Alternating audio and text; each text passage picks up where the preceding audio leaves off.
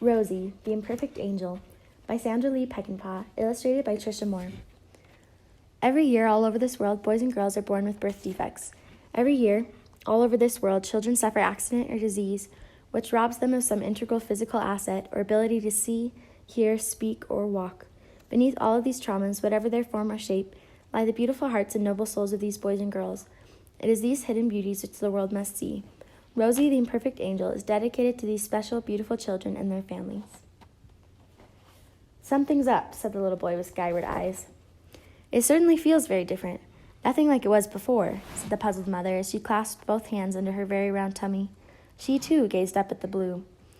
The land called above demanded attention as playful, cumulus clouds soared and vibrant lights splashed through the cloud holes.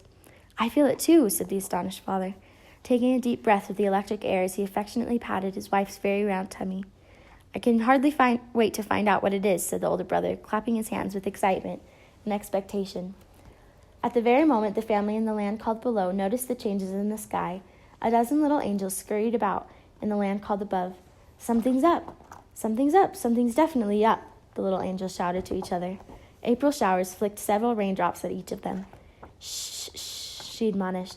"Boss Angel's on his way." Boss Angel! The little angels dashed to their work. Chilly February furiously planted a wheelbarrow of fresh pansies and strawberries. "I wish I had that groundhog gauge from the land called below," she muttered. Breezy March whisked away weeds and dead leaves. Mayflowers scurried to her fragrant bows.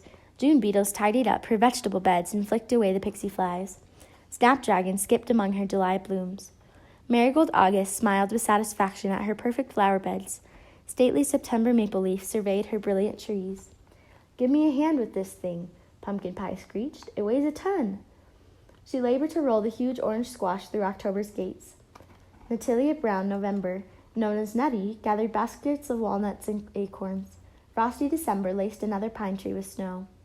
As the fog cleared in Central Park, Boss Angel surveyed the entrances to the 12 gardens. Tiny buds hung from golden vines that climbed over each arbor. Obediently, each little angel respectfully made way for Boss Angel. March discreetly kicked a stray leaf under a stepping stone. At the far end of the circle, all that could be seen were masses of bloomless twigs and gnarled leafless branches covered with sharp black thorns. Boss Angel frowned. "And where is Rosey?" he demanded. 11 little angels lowered their eyes to their tiny feet. Far off in a distant rain cloud, one little angel pulled her gossamer wings tightly about her. One of the 11 other little angels thought she heard the sound of weeping. "Why, Rosey," called Boss Angel, "is that you crying?" "Whatever is the matter, my little rosebud?" "Boss Angel," Rosey said in a startled voice with her head bowed. Sometimes I just feel so different." Boss Angel walked toward her, lifted her down from her little cloud, and placed his hand under her chin. He tilted her little face upwards and spoke to her kindly and affectionately. If the truth were known, Rosey had always been his favorite. "Rosey, my dear, you are different, perfectly different," Boss Angel told her softly. "Now, don't you worry. Sometimes even here in our lovely gardens, the greatest challenges bring the greatest rewards. Rosey, my dear, all will soon be revealed to you." Rosey's face remained tilted toward the sunlight, which shone down through the clouds and dried the tears on her lovely little face. Her countenance was different, for her upper lip was divided, and on one side it curled up toward her little pink nose, looking for all the world just like a rose petal. Of course, this was the real reason Boss Angel had christened her Rosey the very first time he had seen her. Rosey would never forget that moment. The other angels had gathered around her to see her funny mouth. They had all tittered gleefully every time she took a deep breath of air, for she had whistled and snorted helplessly. Oh, how the other angels had laughed and laughed. Rosey had tried hard not to show that they had hurt her feelings. Boss Angel had hurried over as soon as he heard the mimicking, snickering sounds the other angels had made. Snort, snort, and oink, oink, 11 little angels had screeched. September's maple leaf had drawn herself up haughtily. "She sounds just like a piglet." The other little angels had doubled over in fits of laughter. Rosey had said not a word. She had been far too busy, desperately trying to hold her breath. "Stop!" Boss Angel had yelled.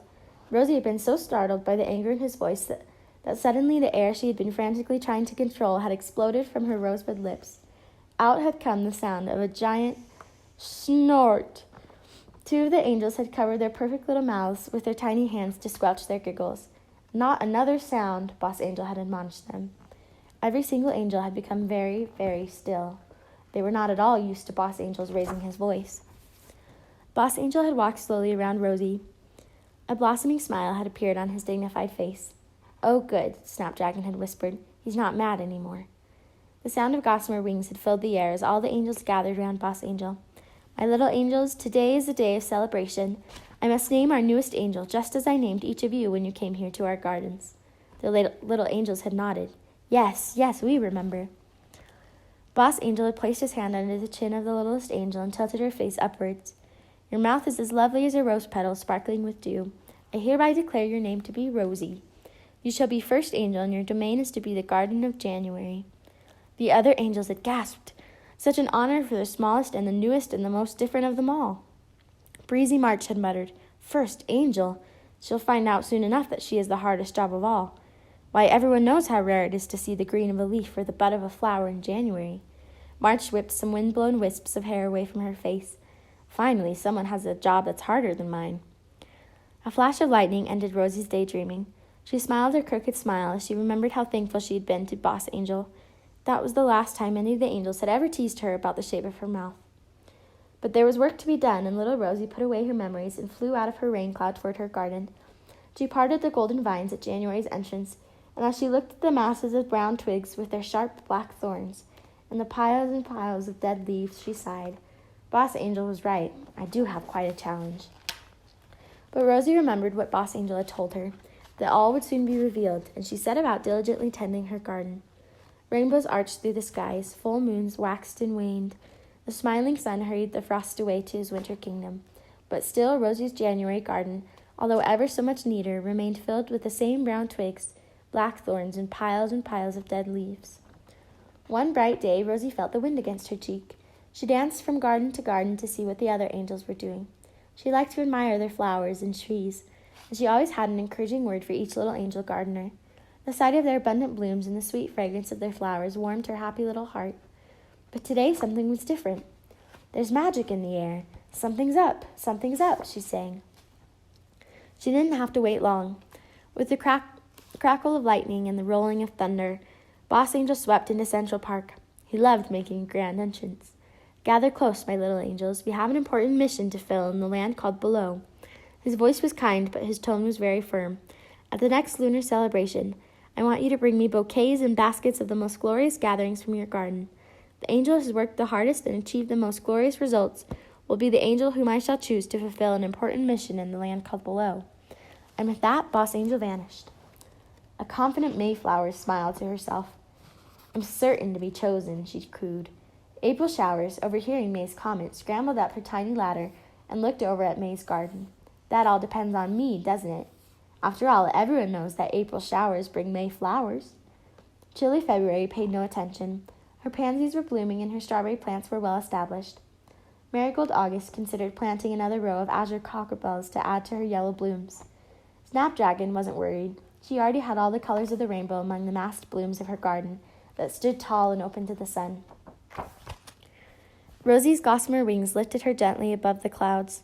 She peeked over the nearest rainbow and peered into her garden. What a mess! A sob caught in her little throat. Her teardrops rained down on the twigs, the black thorns, and the dead leaves.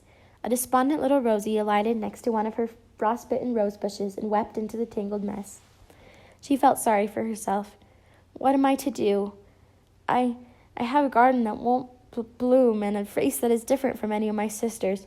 I'll never be the chosen one. When Rosey opened her swollen eyes, she noticed that her teardrops had covered each bush with a gentle rain shower. She opened her eyes wide. Could something be up? The twigs did look different. Could that be the green of a leaf? She thought in amazement as something green and truly fresh popped indiscreetly from the bend in the twig. Is that the bud of a rose? She said aloud as she saw a hint of crimson emerging between the two black thorns. It was true. Where each tear had landed, the bushes she had loved and protected had responded in the only way they could. The tiny green leaves and the infant buds manifested the love that the littlest angel had truly bestowed on all those twigs and black thorns. My garden is blooming! My garden is blooming!